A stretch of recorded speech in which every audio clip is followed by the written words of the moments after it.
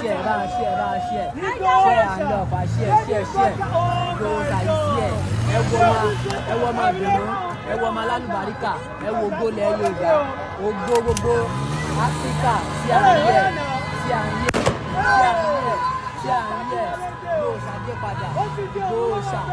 Gosha. What best. This Koiki Media brings you closer to your doorstep. Today is February.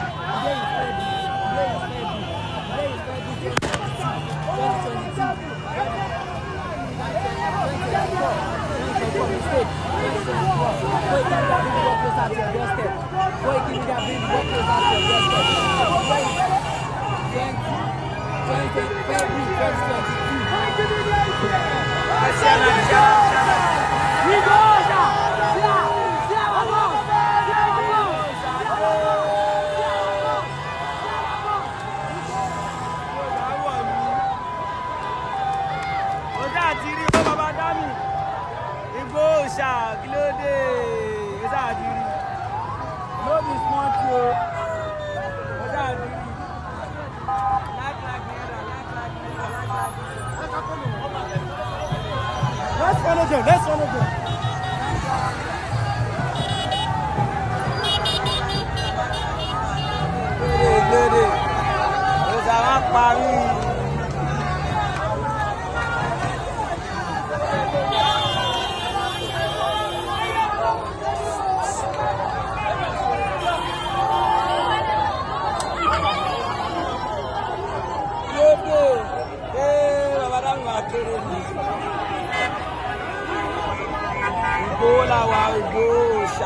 Here we are going now.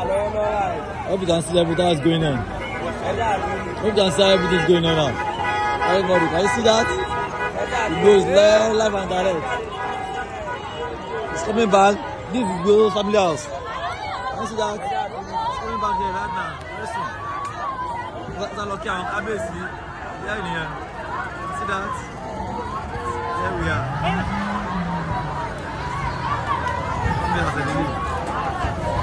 See that?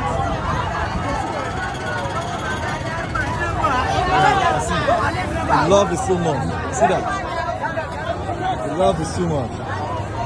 You see that? All of you are about all of you wanna very soon. You see that?